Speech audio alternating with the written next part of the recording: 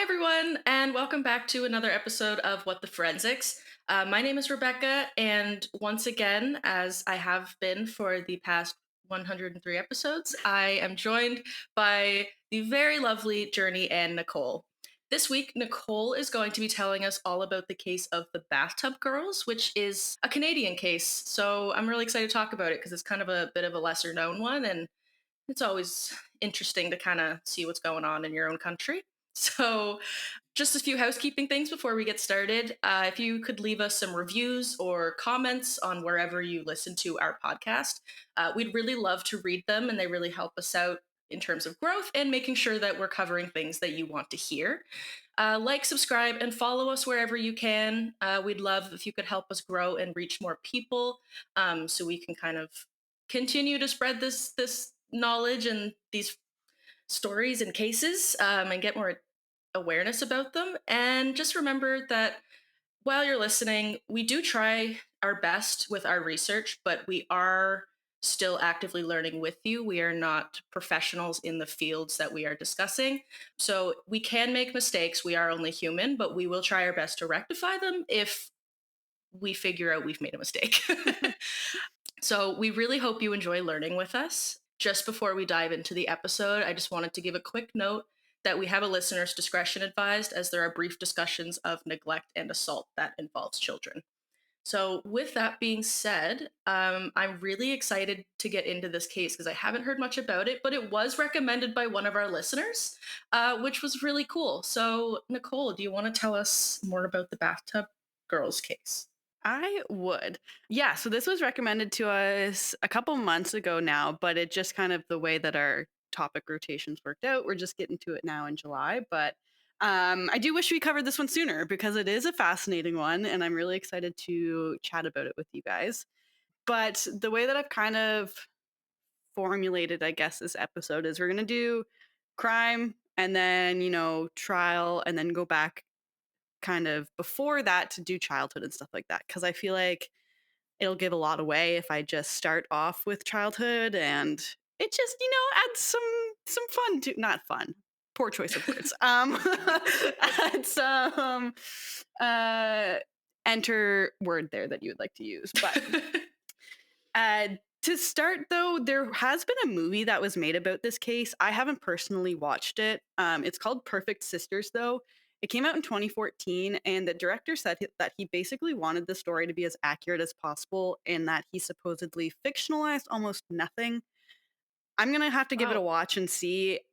Through interviews with some of the sisters, one of them was saying that like she just really didn't like it and it wasn't all too accurate, but I guess if it's a sister saying it, then you never really know. But that is available on Prime, at least in Canada on Prime. There's also a book written by the former Toronto Star journalist Bob Mitchell, and he had followed the case closely. And this book's titled The Class Project: How to Kill a Mother. I haven't had time to read through it in full, but from what I have read, it's had a lot of insightful information just about their lives, about kind of the investigation and the walkthrough of first responders.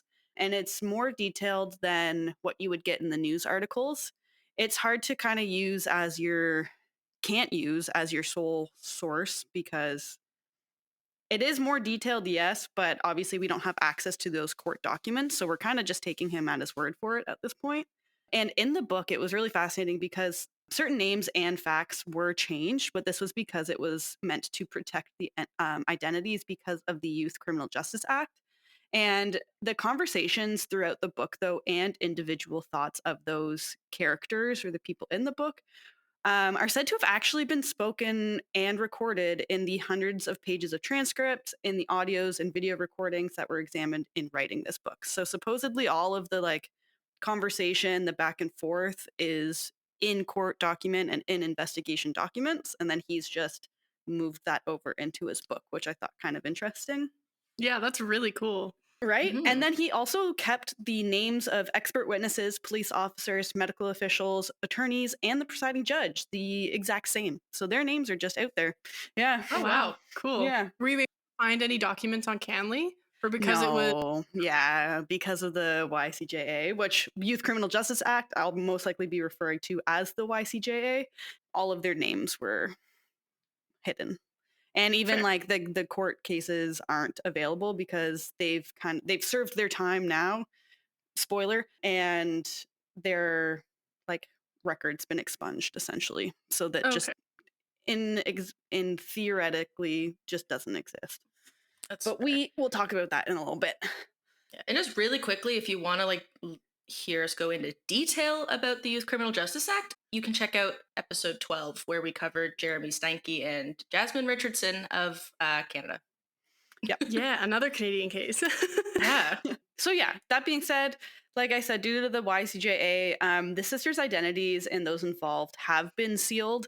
For the purpose of this episode, though, I'm going to be using the pseudonyms of Sandra and Beth. These are not their real names, but it's easier than just referring to them as Sister 1, Sister 2. And it begins on January 18th of 2003, this crime. 16-year-old Sandra and 15-year-old Beth had returned home at around 10:30 p.m. from dinner out with their friends. And upon their arrival, they found their mother lying face down in their apartment bathtub in Mississauga, Ontario, unresponsive. 3 minutes later, at around 10:33, Sandra, the older sister, calls 911 in hysterics, telling the operator what she's seeing in front of her. And while the operator was kind of trying to get her to pull her mom out in a way or conduct CPR, she was in crazy hysterics that this is just not something that she did. The mother was left in the bathtub. And 3 minutes later, surprisingly, the first police officer arrives on scene. So he must have been in the neighborhood, my assumption, Yeah. because that is Yeah. a really fast response time, in my opinion. That's like the fastest response time I've ever heard of for a police, like Especially in responding the to a 911 GTA, call. especially in Yeah. the Toronto area, very, very fast. That's Wow. crazy. And so, upon first glance, the police officer initially thought it was strange that the mother had been drowned face down in her own bathtub. But it was also strange, what he noticed was that her head was facing the faucet. So, where your feet usually are in the bathtub, that's where her head was. And her face was down in the water. That's how I initially pictured it. Yeah, really? Yeah. Okay. I imagined her face down, head by the faucet. Interesting. Because when I imagine Wild. like drowning in a bathtub, I think of maybe like rolling over on your side or going face down with your head on the other end and then feet by the Yeah. faucet. Yeah, and I will assume I will mention that I am assuming foul play. Yeah. so, Okay. so there's That's also fair. that bias going into my Yeah. visual. Okay, that makes sense. But yeah, so that being said, he did think it was strange that the head was at the faucet, but the firefighter captain who also appeared was kind of thinking the same thing. And he also noted that usually when friends and family are in a house where someone drowns, though, one of the first responses is like to try and help them and to try and remove them from the bathtub and Yeah. try to resuscitate them. And none of that was seen in this case. It was just the mom was still in the bathtub. They also noticed that rigor mortis had already begun to set in the mother's jaw. And this is usually one of the first places for rigor mortis to set in. It's a lot of the smaller muscles of the body. And this kind of gave them an approximate 4 to 6 hour window that had passed since the death of the mother. The house was searched. They found nothing really out of the ordinary, though, and nothing that stood out initially. But they did see an empty 26-ounce bottle of vodka on the dining room table downstairs. And they I also don't. had. Sorry, I was gonna say I don't know like sizes of bottles, but that seems really large. That's like a 2-6, like a big bottle of.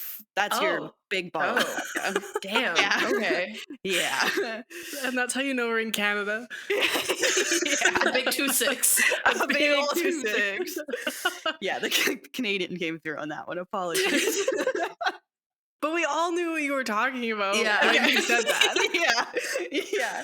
We're like 26 doesn't mean anything else, but A 2-6. 26 ounce, yeah, a 2-6. Yeah. That's so funny.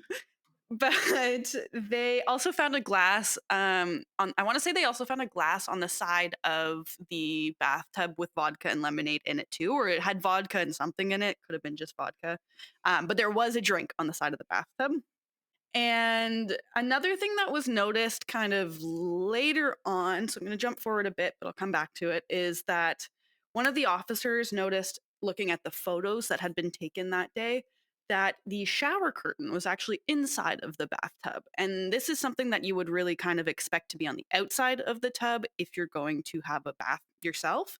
So it kind of stuck out to the officer, but he also thought, well, maybe as they were moving the body, it could have been moved then. I don't know how it would have been pulled into the bathtub if they're pulling her out of the bathtub, but that was just a theory that they had, was with all of the commotion, somehow the shower curtain ended up back on the inside of the bathtub.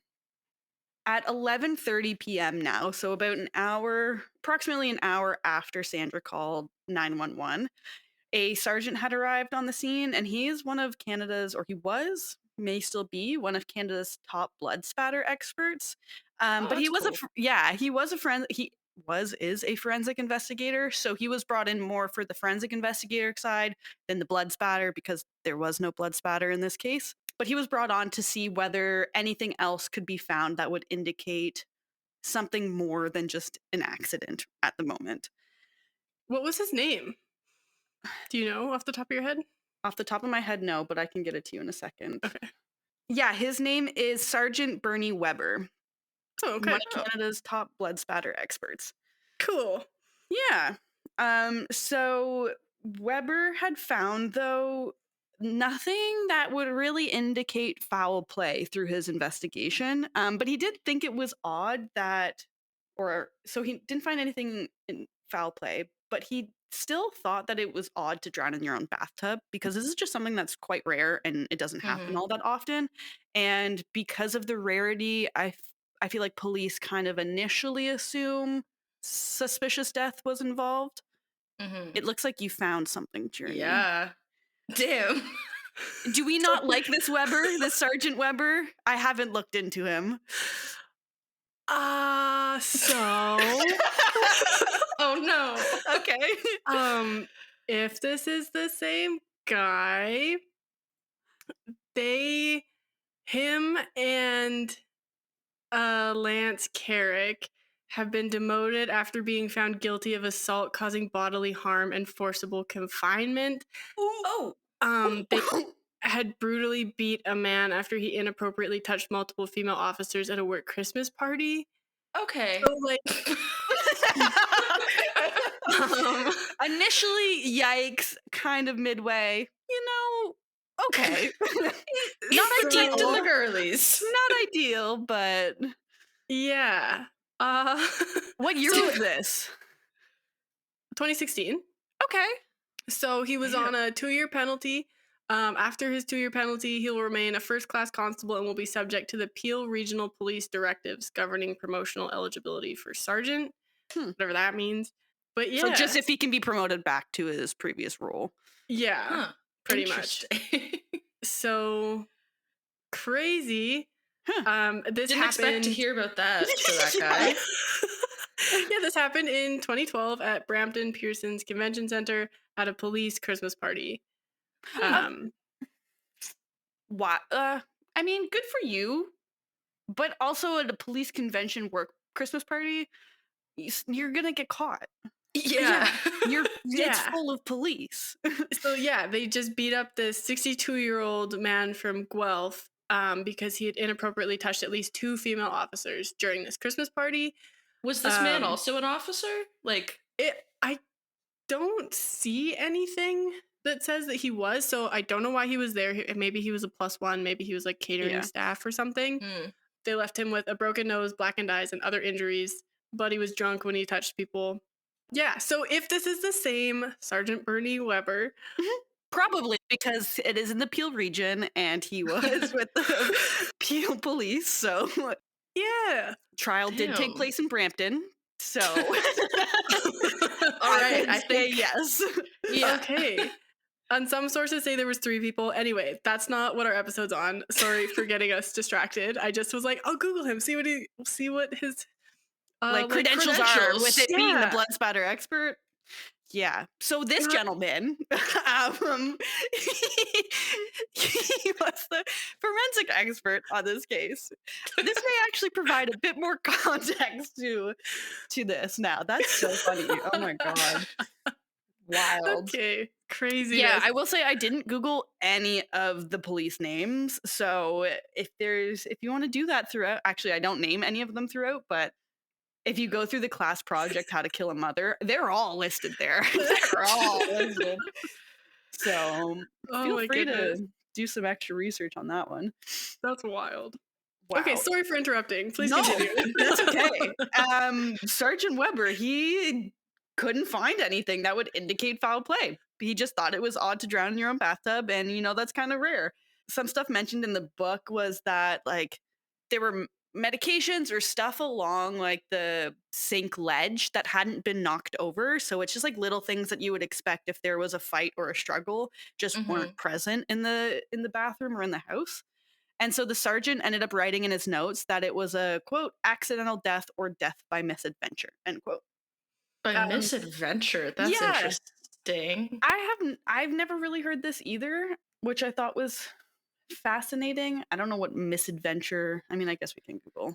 Yeah, I would kind of expect, just based on the name alone, I would expect that to be like accident by like doing something unconventional, or like I went on an accident hiking or on like a really difficult trail or something like that, cuz like I don't know, you're on an adventure.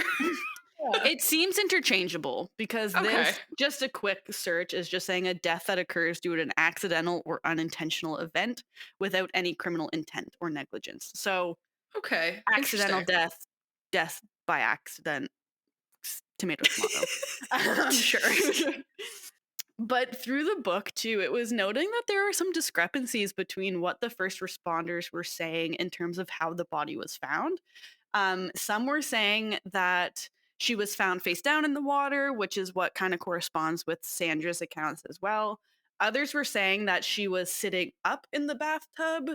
I don't know if Oh. this could have been after the fact, that they got there a bit later and the body had been moved. There were discrepancies between like which arm was lying over top of the bathtub wall and Hmm. out of the bathtub. But in the end, it was kind of the general consensus was face down, head at the end of the faucet, at the faucet end of the tub. But yeah, since no foul play was found at the time, it wasn't technically a crime scene. So no items were collected from the bathroom. No DNA was checked throughout the house. No fingerprinting was done. And they also just like didn't look for evidence through the house that would indicate, something more than accidental drowning occurred, which, to be fair, like I can understand, but I think even personally, if you know as an investigator, wow, drowning in your bathtub is kind of a rare incidence to begin with, paired with, wow, her head is at the faucet end face down. That's kind of Mhm. strange.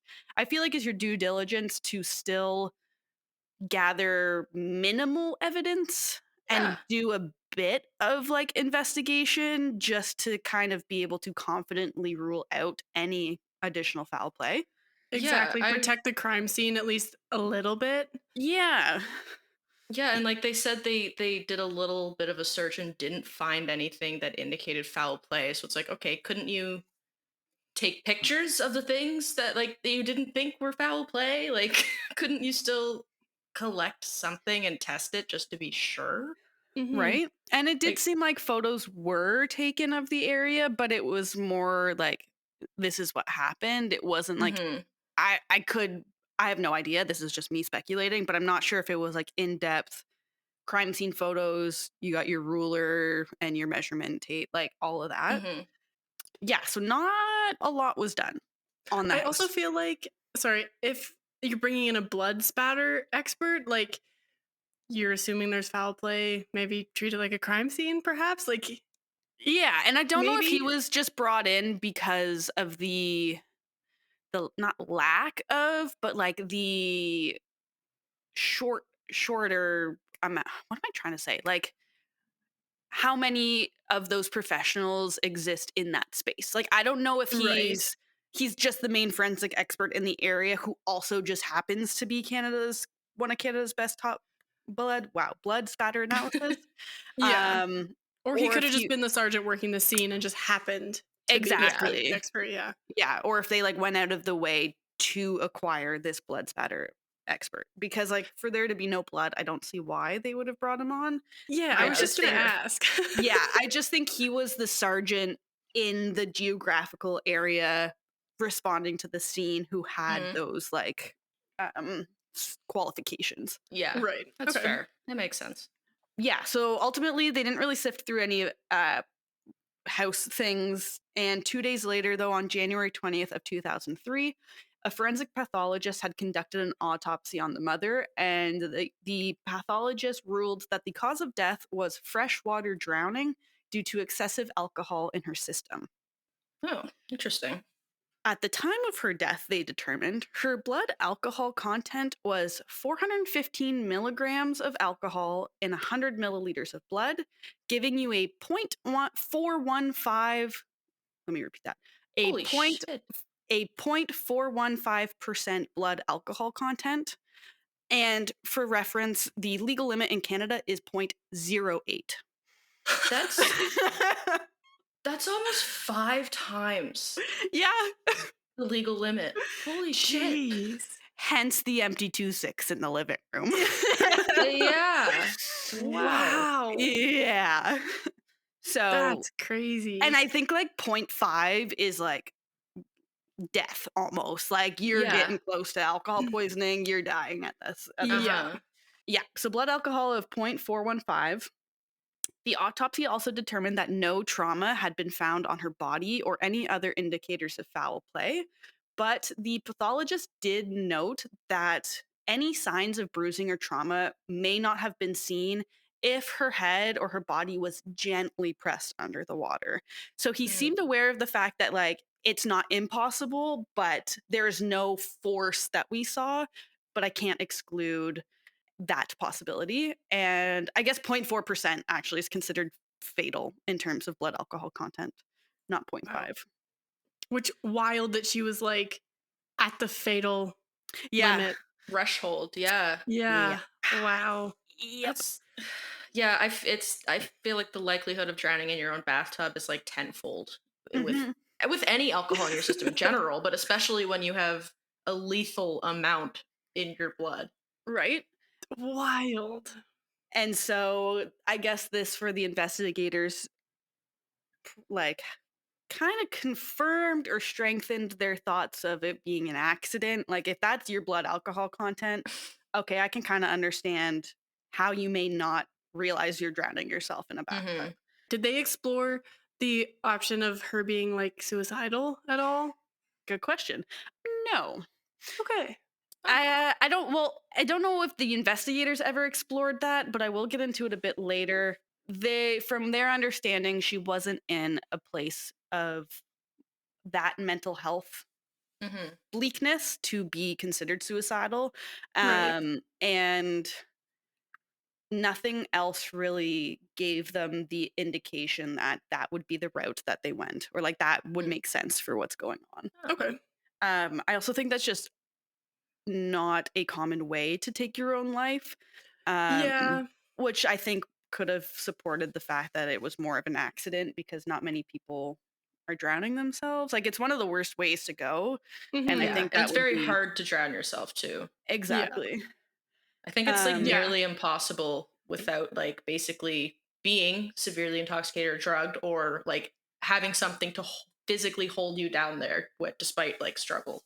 Yeah. Yeah. It's just like the empty bottle of vodka Mm-hmm. and then getting into a bathtub makes me think that maybe she wasn't in the best place mentally. Yeah. And that it could have been like it's not that I'm trying to kill myself, but hey, if it happens while I'm at If it happens, it 0.4% happens. blood alcohol level in this bathtub, then so Yeah. be it, you know? Maybe she just wanted a little relaxing bathtub in the evening too, you know? Like, Yeah, little spa after- day, little cocktail. you know, a glass of wine, a 2.6 of vodka. Really, it's the Same thing. Same thing. Something to take the edge off in the bathtub. It's fine. Exactly. But yeah, at this point in time, there was no like belief that it was suicide. The analysis of the mother's liver too during this autopsy also revealed that she didn't have cirrhosis of the liver, and this is Oh, a okay. fatal disease that's commonly associated or seen with alcohol use disorder. So keep that in the back of your minds as we go through this too. So there was no cirrhosis or like very It's minimal onset of cirrhosis. it's pronounced Or cirrhosis. cirrhosis. Yes. Yeah. As soon as you said that, I was like, something's not right. Cirrhosis. Okay, um, interesting. yes. So no major cirrhosis, if anything, and no toxicology tests were ordered because the death appeared to be accidental. So Mm. no initial tests were done to determine if anything else was in her system, excuse me. But blood samples were taken and stored, and this was just kind of as a matter of procedure, and it's something that's done, I believe, with all autopsies. And it was said that at their mother's funeral, some of those that attended, those being like the mom's coworkers, um, family friends, other family members, but some of the coworkers do remember that the sisters were sitting in the church pews with their back to their mom's open casket, which was only a couple feet away, just laughing and giggling and enjoying their time with their friends and like smiling as cute boys walked in and doing a little hee hee ha ha and didn't That's abnormal. didn't really seem like I recall in the book like the one of the accounts is just how like disrespectful and how just in horror and shock that these people were and how like how can you be acting like this with your mom in a casket 2 feet behind you in a way. Yeah. Yeah, crazy. That's wild. hmm Yeah. hmm And so over the next year, Sandra and Beth, they did take to alcohol and drugs a bit more heavily. And this is when they started telling other friends, and they basically were bragging to folks they came in contact with what actually happened the prior year to their mother, and that the two of them had murdered her. They drowned her in the bathtub, and they quote unquote fooled the police. And they got away with it for almost a year. Teenagers are so dumb. This is like the Rena Vert case when they like murdered her and they're like, hey, guess what That's I right. did? Yeah. Like, You'll never believe this. Like, yeah. no, you don't need to be telling everyone. That's why, because they would have gotten away with it. Yeah. Yeah. If they had shut up, they most likely would have gotten away with it. I mean, like, thank Jesus. God they didn't shut up, but like, Yeah. wow. Yeah. So ultimately, in December of 2003, and it was January of 2003 that they murdered their mom. December of 2003, Sandra had told another friend of hers about what she and her sister had done. And he, being, it seems, the only sensible and reasonable person that they've told out of this year, he took this information to a guidance counselor at their school. And the guidance counselor then took this to the police on December 17th of 2003. So he was brought in to be interviewed by the police, and the police did find that this young man's motives, they were seen to be genuine and actually truthful, and like he just wanted to help because he thought that Sandra might be suicidal at this point. And so he just thought it was his, the moral compass of, well, they just told me they murdered her mom. I think she's going to kill herself. I kind of need other people involved in this. This is a bit Yeah. much for, can't remember how old he was, but he was within like 16 to 20 years old. So Oh, wow. that's a lot to face at that age. Mhm. Absolutely. So the police had asked if he would assist them as a kind of an undercover agent, and the police had asked if they could wire him and help them get information on these sisters, hopefully getting like a confession or statements from them. Ultimately, he ended up driving a car with a hidden camera and a recording device in it and met with Sandra in late December and then met with Beth twice in early January of 2004. Through these meetings in the car, he was able to get enough information to provide the homicide investigators with probable cause to arrest the two for killing their mother. Hmm. But through the investigation, more information came to light about how in depth the planning was that went into killing their mom. It wasn't just a, yeah, we're going to do this on a night kind of thing. It was months of planning that went into this. And Oh, God.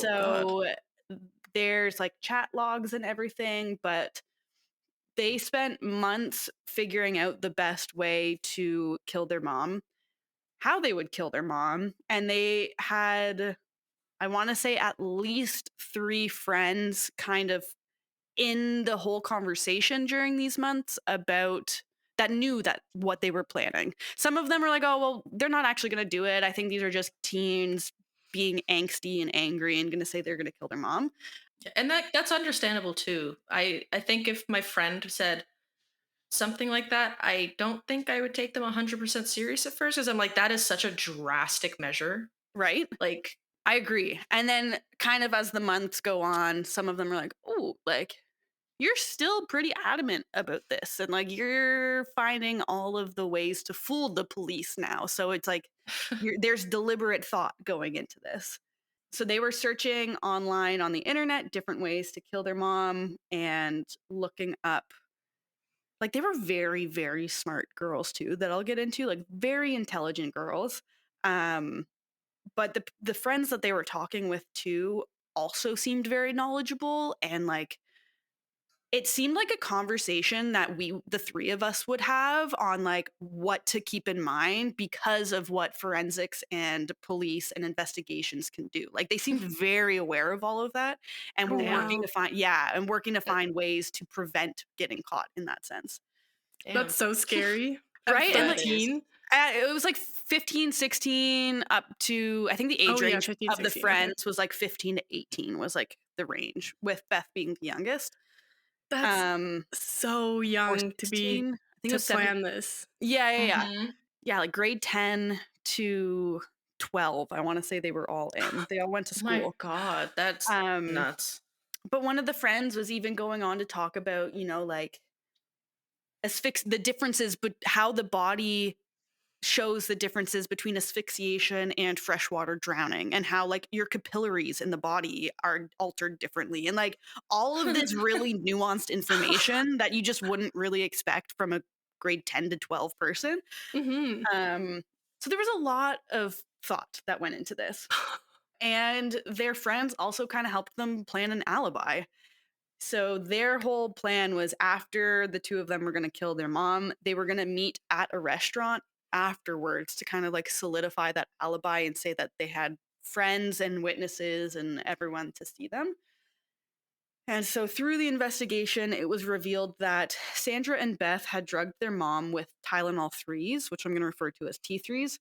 And they got these T3s from their one friend, and these T3s contain codeine. So Sandra and Beth's mom, didn't have a prescription for T3s, but their friend's mom did, because of some like jaw surgery or some sort of surgery she had in the past. So Buddy's like, I can provide these for you if you need them, and I'll just let Jesus. me know. That's screwed up. Yikes. Yeah, so they platter with vodka, as we had seen with this empty 2-6, and a whole bunch of wine, I want to say a couple glasses of wine in addition to that. From my understanding, they gave them like 2 T3s every half hour, up to a Oh. total, or every hour, and it was a total of like 6 T3s, I want to say. Ooh. So it was more than one. It was between 4 and 6 that was administered to this mom. That would mess And you up. Yikes. and That it would wasn't Yeah. done mess all at you once. up. Plus a 2-6 of vodka too, on top of that many T3s with codeine in it. And codeine, like Oh. the interaction of codeine and alcohol, they had done thorough research on beforehand too. So they It- very well God. knew what was going to happen. It's wild to me that the mom was alive enough to drown in the bathtub. Yep. Yeah. She was unconscious. She was very much Yeah, no unconscious at doubt. that Oh, yeah. point. But it was to the point, like, they even thought, like, it's just, and I don't know, it's hard to say because this is coming from the book too, and I don't have the court records in front of me, and I want to believe that what he's saying is like how it played out. There could be some variances to this or nuances to it, but it seemed like the sisters as well were aware of the fact that if the mom was too unconscious that they had to carry her, it would leave marks on her body. So they planned it where she was just unconscious enough to be, well, like, becoming unconscious to help her walk to the bathroom and then get her settled into the bathtubs then, because they knew if they had to physically carry her, there was more room for something to go wrong or for some Mhm. sort of evidence to come through. So they like timed it so well in, I don't know if well's the right word in this context, but like they knew the timing of it all and it was all Wow. planned. That is Yeah. insane. It's Yeah. it's crazy to me that they like didn't leave her face up. Like I Right? feel like if they had just kind of slouched her down a little bit and the water covered her face, like boom, done, and then no one would think ever anything about it. Yeah. Yeah. And it seems like from what I could gather in this book, it could be, take it as you will because it's coming from the journalist, but it seemed like she was to a point where she was close to being unconscious that yeah, she could get into the bathtub, but she was so out of it that it was just like she did her own thing and she just kind of collapsed in the bath. Oh, And then I see. the Oh. sisters were like, okay, fine. I guess this is what it's going to be. Like, we can't really do Yeah. anything about it. It's just she's face down with her head at the faucet. Let's just Damn. keep going. This is bananas. Yeah. Yeah, Yeah. that's insane. Yeah. And yeah, so they helped their mom into the bathtub. She was face down, head at the faucet, like I just explained. The crazy thing is Sandra then set a timer for 4 minutes and held her mom's head under the water while wearing a pair of latex gloves until she stopped moving. And the whole 4 minutes part is because through her research, she found that it took 2 to 6 minutes for someone to drown, and she thought she would just split the difference and keep her under for 4 minutes. What the fuck, man? Yeah. It's That's not like diabolical. baking. It's No. not like Jesus. it's not like cooking a frozen pizza. Like, oh, you put it in for 14 to 16. Okay, I'll do 15. It'll be the perfect golden. Yeah. No, you're taking someone's life. It's so unsettling how much thought they put into this. And the friends helping and providing an alibi and just going along with it. And at no point being like, hey, my Hey, this friends is killed their yeah. parent. Like, we've actually put too much effort into this. This is kind of crazy. Oh my And there's even gosh. times too, it seemed like in their chat logs where the friends were like, just don't bring me in at court. Like, don't involve me if things go sideways, kind of thing. And there's conversations of careful what we say online because, you know, if things come back, then this is online. So they're always like, make sure you delete your chat logs. You need to delete your chat logs after. I'm like, your chat logs don't actually delete. You're not that Yeah. smart. Yeah. But they were aware of the fact that they're incriminating themselves. They're Mhm. involved in this. Damn. Oh my gosh. That's messed up. Yeah. And through, I don't know when Sandra would have like expressed this to either like probation officers, parole officers, whoever, psychiatrists. It seemed like it was a lot easier than she anticipated. Like the mom was just so out of it and unconscious that she didn't really have to do anything. Mhm. Aside from like a little bit of twitching when the life quite literally left her body, there was no fight, there was no struggle. She just held her head under for 4 minutes. Jesus. God. And the gloves used because the mom was a nurse, I want to say, or worked at a hospital, like they just had gloves on hand. So she had just used a pair of latex gloves that were already in the house. And because of not wanting to leave fingerprints and not wanting to leave like any evidence on it. So they were Mhm. aware of that fact too. And the whole time Beth had stood in the door frame watching all of this go down. And I guess during it too, I never really got to the part in the book where this may come back as relevant, but it seemed like as Sandra was holding the mom's head under the water, one of the friends, she's dubbed Ashley in the book, Ashley had called the house and Beth like kind of ran to the phone, picked it up and was like, I can't talk right now. And then Sandra was like, do not pick up the phone, get back here right now, don't even think about Huh. it. So I'd be Jesus. curious to know. My thought is just that would come back later on to say there was this phone call, it shows that you were at the house at this time, XYZ. Hmm. But I thought it was interesting to have that phone call like right in the middle of all of it. Wow. Do you think that Beth ever had like like an epiphany watching Sandra drown their mom of like No. kind of just like a whoa, like No. my sister did that, like just no? That's No. crazy. Because I feel No. like it's one thing to be like, oh haha, like we'll kill our mom, like haha, like YOLO. Yeah. Um, and then I feel like to watch that happen, I feel like there has to be a moment where she's like, whoa, what have we done? I agree. I don't think that was this case. And we kind of find out when they went to this restaurant afterwards to kind of solidify and form their alibi. Their friends remember Beth being like, nothing happened, chatting, joking around, flirting with the guy at the table, like as if it was just any other day. Whereas it was Sandra who kind of was like, wow, like I took the life out of someone. Like there's Yeah. no kind of coming back from that. I actually just Mhm. murdered my mom. Holy shit. Oh my goodness. So there was the initial kind of, I wouldn't say panic, but the thought behind it was seen. We witnessed that more with Sandra than Beth. Interesting. Mhm. I Yeah, kind from of what I can tell assumed at that least. Sandra would be the more like psychopathic one because she was the one doing the killing. Yeah. But interesting. Okay. And I feel like it was just the initial moment where that happened too, because they were bragging about it to all of their friends afterwards too, and they were like drinking, doing drugs, and like partying like nothing happened. Yikes.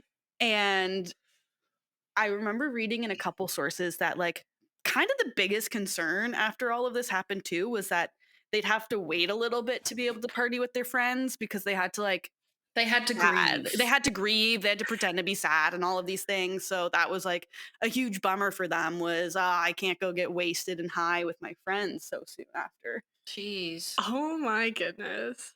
Yeah. Yeah. And it gets crazy. So the two of them figured they had done their research. There was a life insurance policy against the mom, and they would each get $70,000 in life insurance once they turned 18. It'd be held in a trust until they turned 18. But if it was determined to be a suicide, they'd get none of that money. So they Oh. went through the steps to make sure that they didn't drug her enough for it to be like deemed a suicide, but still be passed off as an accidental death. Oh my God. So did the codeine show up on her toxicology report? Like it They had didn't to have. they didn't run any toxicology reports initially. They just no foul play, so they didn't run any drug tests. It was just they took samples of the blood and kept the blood, but they didn't run any tests. It was just the blood alcohol content that they looked for. And did they only look for the blood alcohol content because they had seen the empty vodka bottle? From my understanding, yeah, it was just the blood alcohol content. That was the only thing that they got from that autopsy. Wow. Damn. They didn't run any additional screening. I don't know why I thought it was standard to just run a tox report. I did too. Yeah. Maybe now. Maybe because of this case. I was gonna Yeah. say maybe now. This was like 20 years ago, over 20 years ago. But from my understanding, correct me if I'm wrong, but from my understanding, they initially just didn't run any tox reports. It was just the blood alcohol content that was gathered. Wild. Yeah. Okay. Crazy.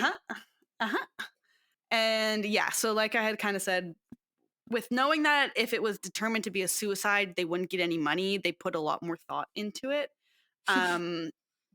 But as kind of the trial and stuff went on, MSN chat logs were uncovered. And this had showed all of the various previous conversations between Sandra, Beth, and their friends. And this revealed a lot of the planning that had gone into this murder. And so a week before the murder had took place, Sandra and one of her friends, this is the conversation that showed him saying that his mom had a T3 prescription, so he could provide the T3s that if she needed them. And he even mentioned that she should include them in the quote unquote game plan for how they were going to kill the mom. So he's like an accomplice. Like he's like, hey, I think this would be a pretty cool way to do it. Yeah. And so he goes to say, like, I'm not talking 20 here, I mean like 5. And so anything over that, I think, would lead suspicion towards like the suicide. I don't know if they would have even determined that since they didn't run the tests initially, but after the fact, once it kind of became a homicide investigation, they did go back and request toxicological tests. And this revealed that codeine and acetaminophen were found in the mother system, indicating that T3s had been given to her. And I believe it was consistent with about 4 to 6 tablets, which is where the like 2 every, however long was given to her. But anything more than 6, I want to say, or 8, I forget the number, is like you're teetering on an overdose level. And they were able to find like Reddit forum searches of overdosing using T3s and like looking into what it takes to overdose with T3s and all of these things. That's crazy, because when I was prescribed my T3s for my wisdom teeth removal surgery, whatever, they were very like, don't take too many. Like, this You is cannot. dangerous. It's, yeah. Yeah. And then they were like, if you don't finish them, flush them. Yeah. Don't throw them out. Get rid of flush them. them down the toilet. Get rid of them. Yeah. That's crazy. Well, with it being an opiate, like it's a narcotic. So like it's you don't want they are It's good pain relief, but it's an opiate. Like and I don't think they prescribe them for wisdom tooth surgery anymore. I don't think so either. It like Because very hot. they're Like so it dangerous. has to. I was gonna say it has to be a very in depth or whatever procedure, like surgery procedure. Yeah, and I feel like they've got other pain meds now that work the same and are less addictive, I think. Because I was going to say, even for my dad's hip surgeries, I don't know if he was given, I don't think he was given T3s after the fact to manage pain. It was something else. Either of the people who I know who've gotten wisdom teeth surgery in the last year weren't prescribed them. They were prescribed something else. Oh, interesting. But yeah, this gentleman also agreed to help the sisters come up with the alibi, suggesting that they also buy movie tickets for a showtime an hour before the murder to kind of create this paper trail. And he was with them at the restaurant after the fact as well. All in all, though, the two ended up pleading not guilty to the charges and were said to show no emotion as the verdict was read. Interestingly, the sisters were initially dubbed the Pajama Girls by the media. I guess they both wore flannel pajamas under their winter coats for the first court appearance.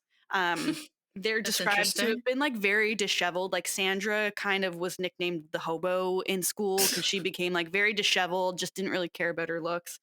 And Beth was very goth and just, and I'll get into this, not how they were in like grade 7, 8, 9 kind of. So they seemed a bit disheveled on their first court appearance. And I guess this was also what they were wearing on the day of their arrest in January of 2004. Okay. But they were both convicted of first-degree murder in 2005, and the judge had said, quote, "The two set out to commit the perfect crime, but instead they created the perfect prosecution," end quote. Which, they really did. Yeah, they did. They thought they were smart, but in the end, they were their own downfall. Yeah. Sorry, I don't know if I missed it, but what shifted it from accidental death to homicide? Was it just their behavior at the funeral, or did people just kind of have like a gut feeling and just like keep looking into it? It was the one friend that Sandra had told, that what she had died, and he went, "Ooh, my moral compass says tell someone about this." So it was through that where they reopened it, because they looked at the case and they're like, "Well, this was closed as accidental," and he was like, "No, like I think you really need to look into this. This is what they're telling me. These are the dates, names, times. Like I have all of the information for you. I think you really need to look into it." And they were like, "Okay, yep, okay. Let's open that up." Okay, perfect. Okay, so that would have been like the main turning point, I would say. Right. Yeah, so a youth sentence because of their age was imposed for the two sisters, and they received 6 years in custody and 4 years under community supervision. 10 years is the max under the YCJA, and that's often split up between imprisonment and community supervision. If they had been tried as adults, though, their charges would have carried sentences of life in prison. Yep. That Do And makes you sense. know why they weren't charged as adults? Because they were like 17, 18 once this finally went to trial.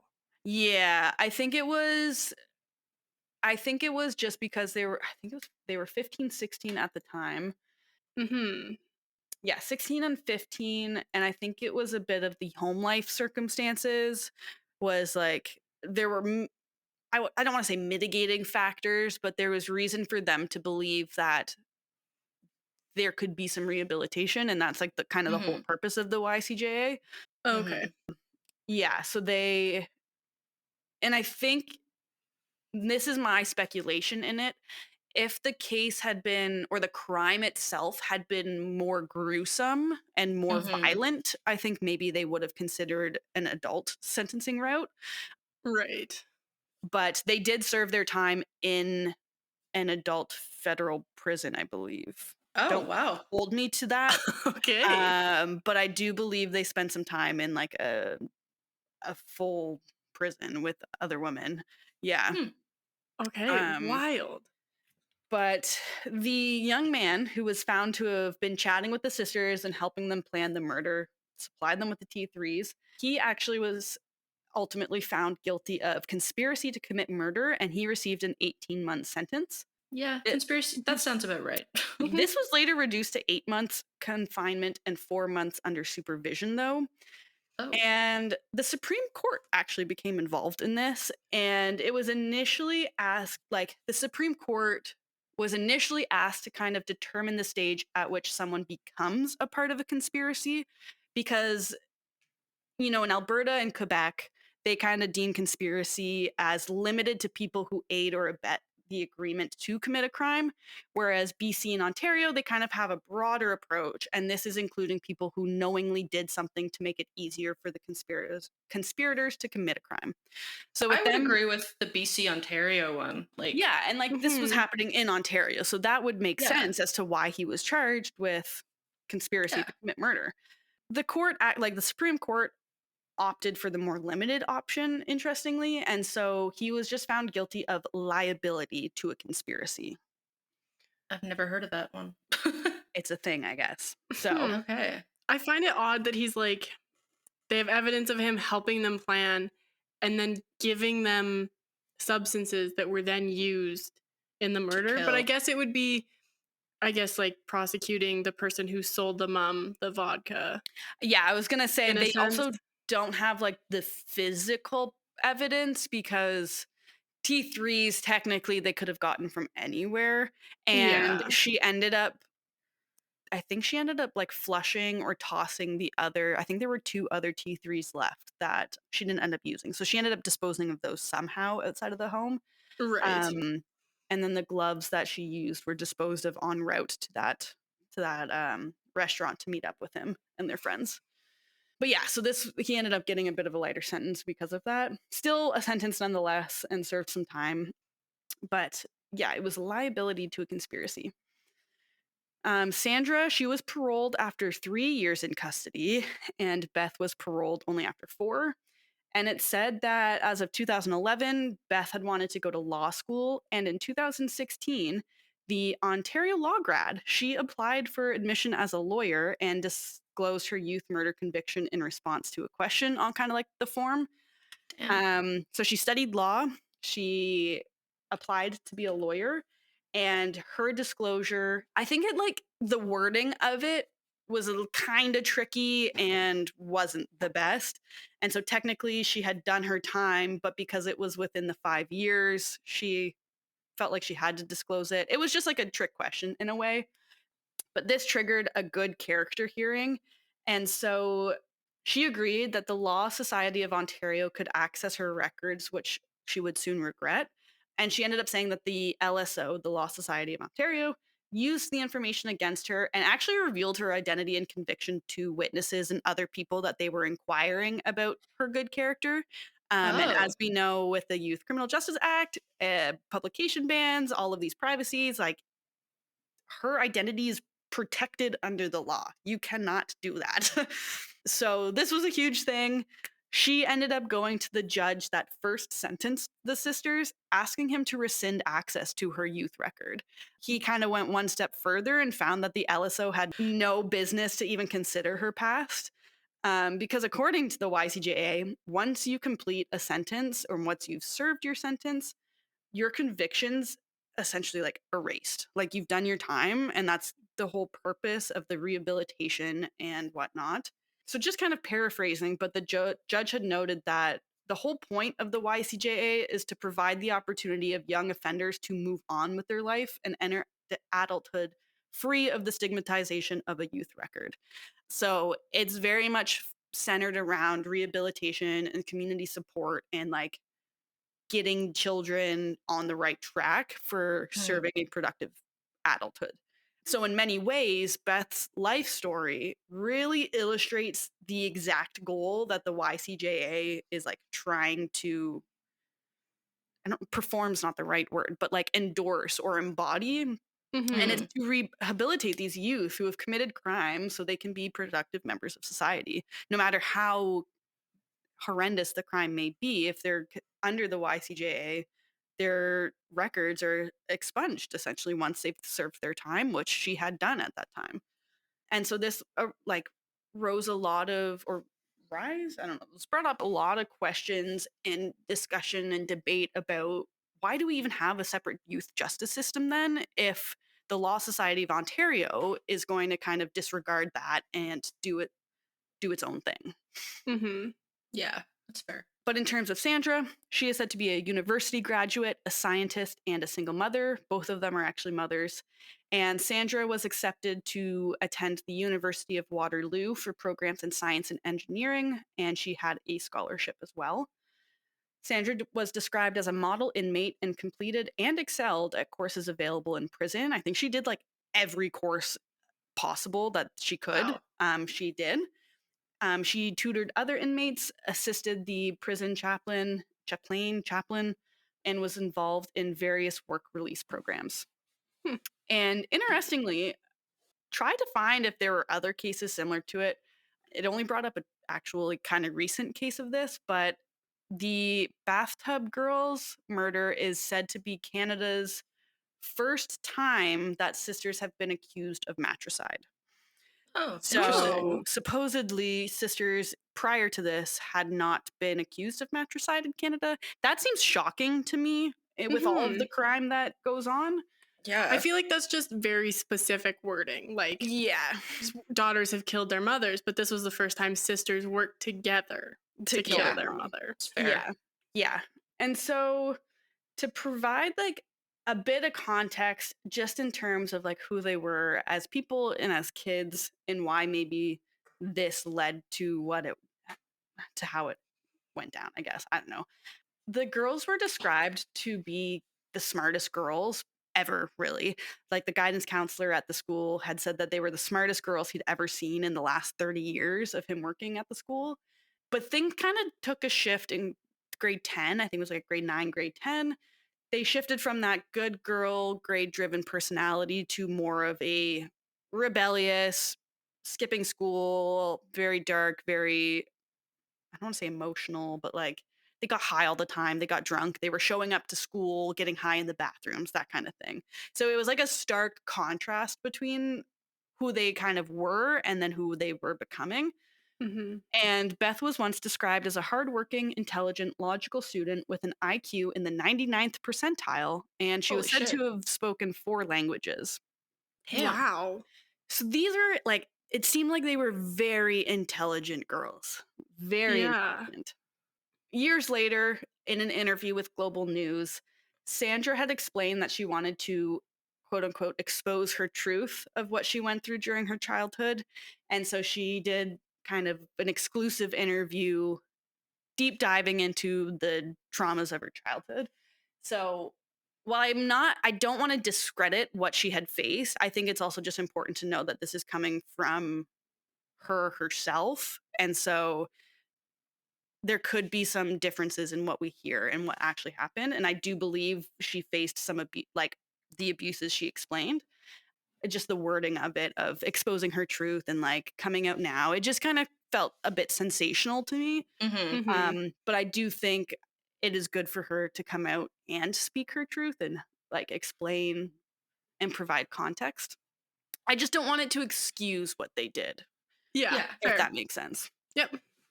So she explained that their mom was a very, very alcoholic woman. She was consistently drunk, and she noted that their mom's live-in boyfriend had been physically abusive to her mom, and this kind of exacerbated the mom's alcoholism. So it was a lot of just feeling unsafe in their home with this guy there, with the mom drinking at all times.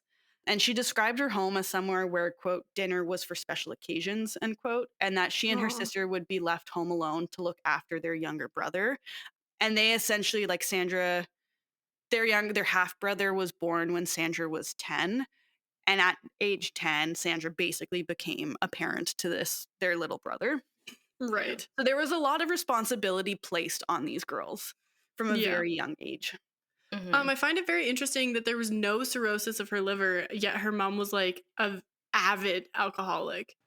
Hey guys, it's Editor Journey. I just wanted to hop on here and let you guys know that upon doing some further research, we did learn that there was liver damage consistent with being an alcoholic. It just hadn't progressed to cirrhosis at the time of her death, and we just hadn't realized this at the time of recording. So now you guys know that there was actually some liver damage consistent with being an alcoholic. Yeah, right? And so this is where it's like the girls are telling us one thing, we're seeing something else from the like evidence of her body. And like close friends do recall the mom drinking and being drunk when they were over, but kind of those third parties that weren't really meshed into their life didn't really like notice it. Like I think there was the line between being an absent mom or working 2 jobs to try and support their daughters, or being an alcoholic or coping with alcohol after facing a like challenging day kind of thing. Yeah. So I think to the sisters that was very like expanded in their viewpoint, and I think it was clouded a little bit. But yeah, so there was like no cirrhosis cirrhosis of the liver that would kind of like back this up. But Sandra described also facing prolonged sexual abuse at the hands of someone close to the family. And it was at 12 years old that she decided to confide in a priest at a summer Bible camp about the abuse. And she has gone to say that the priest, I guess, told her to confront the abuser and tell him to stop, or else she'd go and tell his mother. Which is like, just don't give advice at that point. Why are you telling this 12-year-old girl this? And like, as a rule of thumb, don't go to a religious professional about sexual abuse. Yeah. That's maybe not the person to talk to about that. Because more times than not, they're also actively sexually abusing children. Yeah. Yeah. And like, I can get if she's maybe at a camp and this is really the only trustable adult in her vicinity that she felt she could talk to. But no, it's very sad that he failed her in that way. And instead of like taking it seriously and doing something about it, was just like, well, tell him to stop. Like, that's not very nice. Yeah. Like, I'm going to tell your mom. Just stop abusing me, or I'm going to tell your mom. It's like, no, you as the adult now have the onus. A child has told you that they feel like they're in danger. You have the onus to do something about it. Exactly. Yeah. No, that sucks that he failed her in that way. Yeah. And so when she built up the courage to confront him, he basically just laughed and said, go right ahead, and then just continued to abuse her. So, oh my God. Jesus. Yeah. I guess the priest also never reported the abuse to the authorities, so she was very much failed in this way. In many ways. That's brutal. Yeah. And Sandra does recall that at the time she believed her mother was never going to stop drinking and that she eventually would die from alcohol. So her thought process was just kind of like, let's just kill her, because it was like we were tortured or trapped here in that sense. So her and Beth started seeing the murder as a mercy killing, and that they were just kind of helping speed up the process because she was going to do it to herself anyways. That was their reasoning, Right. supposedly. But like we just kind of mentioned, though, with the autopsy, there were no signs of cirrhosis or minimal signs of cirrhosis. So death by alcohol wasn't something that was going to happen anytime soon, if it was going to happen at all. Yeah. And Sandra mentioned having tried to reach out for help and exhausting all avenues by reaching out to like relatives and Children's Aid Society or CAS to report the abuse. And when she got CAS involved, I guess her explanation through the interview was that she got nervous, though, as like a teenager, a young teen. She kind of felt that humiliation and embarrassment to reveal the extent of abuse that she was facing. And this ultimately affected CAS's involvement in their investigation. But I guess according to court documents, the two of them said nothing bad about their mother and didn't mention her drinking at the first initial CAS visit. And then it was in June of 2001 when Sandra called CAS a second time that she disclosed their mother was an alcoholic, noting that it was their mom who had them lie to the social worker their first visit. And it was she very much focused on her mom's alcohol use rather than the violence that they faced with this live-in boyfriend. Right. And CAS officials ultimately concluded that the children were not in danger or were not being neglected. So they closed the investigation and didn't do anything about it. That's from my awful. understanding. Yeah, that is awful. So she just felt failed in many ways, which rightfully so. They also tried mentioning their concerns to their father, and this is their biological dad. He ended up divorcing their mom back in the 90s, and his advice was call the cops. If things are bad, just call the cops. That's unhelpful. Yeah. Or like, come live with me. I'll take care of you. Like, I'll take her to court over custody. Like, I'll call the cops, get them involved as a trusted parent. Yeah. None of that. Yikes. That sucks. So, yeah, that was the response there. After telling her grandparents as well, the grandparents are said to have advised her that as long as they got good grades, everything else would follow and be okay. Jesus, that is so misguided. Oh right? my gosh. Oh. Right? It doesn't matter if you're being sexually abused and you watch your mom get beat up every day. As long as you get good grades, you have fine. literally nothing wrong with your life. You're fine. Yeah. It's also wild to me that no one close to them, like no adult close to them, saw the like shift in personality. Right? Other than that one counselor. Yeah. And that was like the shift. This is kind of, I think, what prompted that shift, because shit was still going on, right? She's like, well, I'm getting all of these good grades. I'm doing well in school. I'm trying to excel in all of these things, but my mom still drinks. She's still an alcoholic, and there's still abuse that I see at the household. Like, I think they kind of saw it as their fault in that sense, and they're like, okay, well, if getting good grades isn't doing it for me, then I'm just not going to get good grades. I'm just going to rebel. I'm just going to act out, essentially. And that was another way for them to get like that attention. Yeah. Wow. Damn. That's so sad. Right. So Sandra then says in the interview that they had that she did crave attention and hoped that the shift would have her mom notice her in a way. So she basically said any reaction, even anger, would be better than nothing, which is kind of sad. That's very sad. So yeah, this was around like grade 10 that the shift really happened for Sandra. And this would have meant that I want to say Beth would have been grade 9, grade 8. Sandra just, I think, really sought out that attention and was seeking it from all forms. She started a rumor for fun about herself that she was pregnant with her friend's kid. In grade, like I don't know the pseudonym, but let's say like Jay, that her and Jay were having a child together. They were wanting to see like how fast the news would spread, kind of, and they wanted to garner that attention, or at least she wanted that attention from her peers, from teachers and from a certain boy she had a crush on. I don't know how that's going to work in your favor in that case, Yeah. but that Just searching was for someone to care about anything about literally. her. Yeah. Yeah. That's so literally. heartbreaking. Right? Yeah, it is. And it was in 2001 when the abusive live-in boyfriend, stepfather, whatever his title was, he was ultimately convicted of domestic violence after pulling a knife to their mother's throat during one of their shouting matches Ooh. and for driving drunk. Oh my So god. like good Yeah. good riddance. And I don't know the 100% truth to this. I do want to say that holds a lot of weight to it because Mm-hmm. just from the experience of what she's been saying, the abuse that they face, like this doesn't surprise me, you know? Yeah. What happened to their younger brother? Like, was he then put into the system, or did he still live with them? I don't know the after effects. I genuinely didn't get that far in the book. I'm sure it would have explained, but I hadn't seen it in any of the sources that I had found, just in terms of the crimes and where the sisters are now. Right. But I do recall that he just seemed very malnourished, was very Mhm. underweight.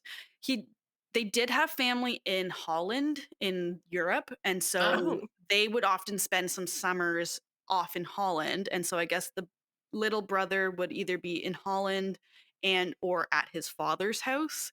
So he kind of like alternated.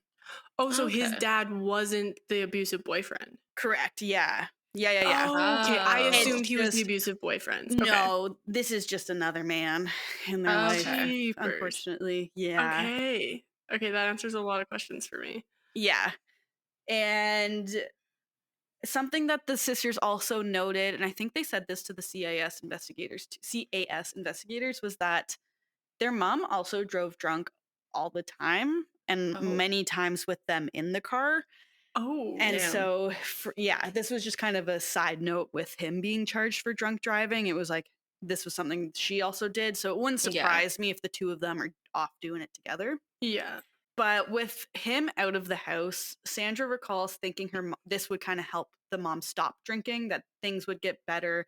This was the change that they needed in their life. But it said that her drinking apparently declined rapidly after he was gone, and things got worse from there. Wow. Yeah. Yeah, it is Which wild to me that like 2 years after the live-in boyfriend was arrested and taken out of their lives, that they then decided to kill their mom still. yeah. Yeah. And I think that was the rapid decline too, was that change of, well, getting good grades isn't doing it for me. I'm going to shift and rebel. That would have been like a year maybe into that. Mm-hmm. And then because I want to say she was in grade 10 that this all happened. So like I want to say it Wow. was a quick shift of Yeah. personality, and like she started hanging out with quote unquote the rougher kids at school and like the people that don't actually want to be at school, and they're more rebellious, more edgy. They smoke, drink, all of that. And then Beth kind of followed suit. And Right. so they both became involved in these groups and just started doing a lot of drugs, drinking a lot. And there were times too where like Beth Sandra, I think in some of the articles that I read, she was like, it was interesting or tough at the time because I'm like, my mom is drinking so much and this is what's causing me to want to kill her. But for Mhm. me to then just sit back and drink and use that as a coping mechanism, she was like, how am I any different in that Yeah. regard? Right. Yeah. Interesting. So having read interviews and seen interviews decades later, it is very clear that they've gone through a lot of growth and a lot of self-reconciliation, and like they've not come to terms with it, but really recognize what led to it, Yeah. which I thought was again why the YCJA is there. Like that's the Mhm. purpose, is to rehabilitate and whatnot. Mm-hmm. Yeah. But yeah, so that is the Bathtub Girls. It's interesting too because the YCJA came into effect in April of 2003. Oh, And wow. so Oh, okay. they had killed their mom January of 2003. So the timing was kind of perfect in this regard. And that makes sense probably why they also weren't tried as adults, because they're like, we just introduced We this youth yeah. justice. Yeah. Like, hey, this is a Okay. great opportunity. This Yeah, is to like show how well it poster works. YCJA. Like this Yeah. is exactly why we were implementing this. Wow. Right. And so essentially, Too Long Don't Read, the previous system that was involved, this was the Young Offenders Act. This was from 1984 to 2003. They more focused on a punitive approach, and it was, you know, protecting the public and holding the youth responsible, but also respecting the due process rights and like reducing the Mhm. use of custodial sanctions. Whereas the YCJA was more like promoting proportionate, meaningful responses to youth offending. They were more of a rehabilitative, more community focused, more community based solution restorative piece or piece of Mhm. legislation. So yeah, that came into 2003 came into effect, and it's still present now. Um, Nice. but yeah, the YOA, like the Youth Offenders Act, the thing that I found was interesting for that too is they increased the age of criminal responsibility from 7 years old to 12. So prior to this, at age 7, essentially, you could be Tried as an adult. charged. Yeah. I remember Right? us talking Jesus. about that in the YCJA Yeah. episode and Yeah. just being like flabbergasted that that's like Was ever a 7? thing. Yeah. Yeah. Not Wild. even double Whoa. digits. That's Like, crazy. You're like yeah. you don't know. Anyways, this is a whole Yeah. wormhole that we could fall into. Yeah. But yeah, so YCJA just came into effect there, and I think it did. Like, I have very mixed feelings, and I had very mixed feelings initially researching it, seeing that she is almost a lawyer. I don't know the Mhm. most recent update and if she's passed this good character trial or whatever it was. So if she can legally practice law, but Mhm. she's like done all of her articling, she went to law school, all of this stuff. And like initially reading it, a part of me was like, we can't have her in the legal system. Like that just feels wrong for me. Mhm. But at the Mhm. same time, she's done her she did her time, she's served her sentence, she's learned from it, and she's taking that experience and doing something with it rather than Yes. Yeah. resorting back to crime and using Mhm. that experience and knowledge to better herself and hopefully help other people in similar situations as like her and her sister were in. Yeah, Yeah. 100%. Yeah. It's So, definitely like a there's no it's very gray. It's yes. not a Mhm. black and white situation. Yeah. Yeah, because even when you said that, like, technically her record's completely expunged, but it's like, if she applied to become a police officer, would they allow her? Because technically it's expunged, but also technically she did kill someone, and you can't be a police officer with a record.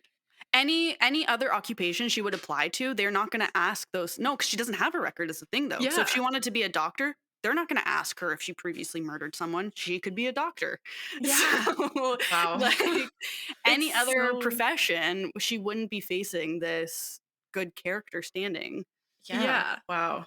That's wild. But I really enjoy the way that you laid out this episode where like we hear the crime and yeah. then we learn about the because you kind of go through I went through so many emotions of like, oh my goodness, I can't believe they killed their mom. Like, how could they do that? And then you kind of like meet the mom and the girls and you're like, Okay. oh, okay, it makes This a may little make bit more sense. sense. Ah. And Yeah. then like hearing that they're a lawyer and they're like rehabilitated and they're out now was kind of like, oh my God, like these killers are on the loose. And then it's like, no, it feels like they have rehabilitated and they weren't bad to begin with. They were just in unfortunate circumstances. So Yeah.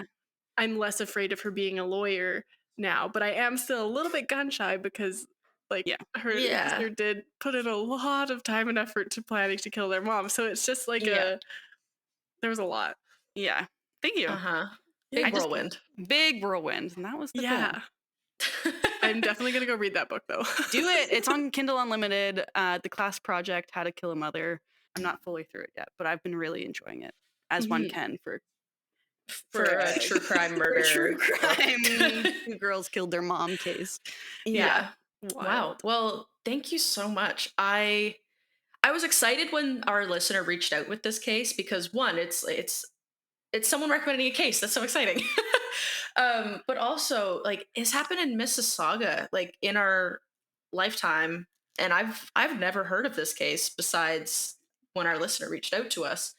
So that was just really interesting to kind of hear about the more true more about like the true crime that occurs in Canada that we might not be so familiar with, especially because it happened in like the early 2000s and all of that. But yeah, that was super interesting. Thank you so much. The biggest thing that I've found, like, wow, this is close to home when I was reading it, is like Square One Shopping Center. Like all of these locations that I grew up around and go, like I went back to school shopping once or twice at the Square One, or like Yeah, I Jack used to love the Astor's, Square One. right? And it's just like little locations, like Peel region is like within kind of where I grew up too. So Mississauga is only 20 minutes from where I'm from, like a couple towns over from where I'm from. So it was very close to home. Thankfully, like I wasn't old enough to be like, wow, this is going on, as I couldn't probably speak at the time.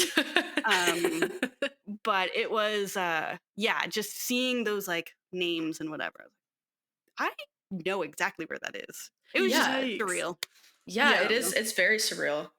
Cool. Well, yeah, thank you so much, Nicole. I learned a lot, and I hope our listeners did too. It was really interesting. So the next episode that we're going to be talking about, or the next topic we're going to be talking about, is another Canadian case. This one is on the East Coast. We're going to Newfoundland for this one.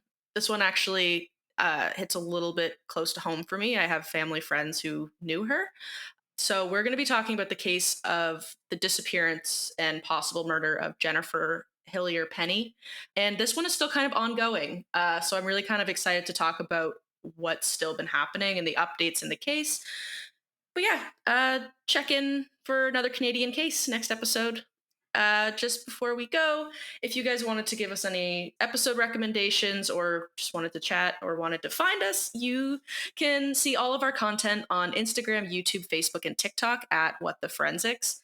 Journey posts some pretty great reels of like fun snippets of our episodes. So definitely go give those a watch. They're pretty fun. I've been falling behind. There's just so much to do. There's so much. I think I clipped like 20 reels for like 3 episodes, and I was like, oh wow, oh my god, and I don't even think I'm halfway through captioning them. Holy smokes. Wow, that's crazy. Like, no thank you. Yeah, so we'll see when those get uploaded. Yeah, so definitely keep checking into our socials, because those we're posting pretty frequently now. It's pretty cool. If you want a bit more information about What the Forensics, or about kind of the sources we talked about, the recommendations we've made, you can go to whattheforensics.ca. It's your one-stop shop for everything forensics. There's also a contact form there if you want to like recommend any topic ideas, or if you just wanted to reach out for something. But you could also reach out to us at our email, whattheforensics@gmail.com. So this has been another episode of What the Forensics. We really hope you've learned something new today, and we've really enjoyed our time with you, and we'll see you next time. Bye. Bye. Just a reminder to everyone that we are not professionals in the forensic science field. We are just interested in forensics and want to share what we are learning with our listeners. We're trying to give you the most accurate information, but we are human and can make mistakes. Thank you so much for listening, and we hope to see you next week.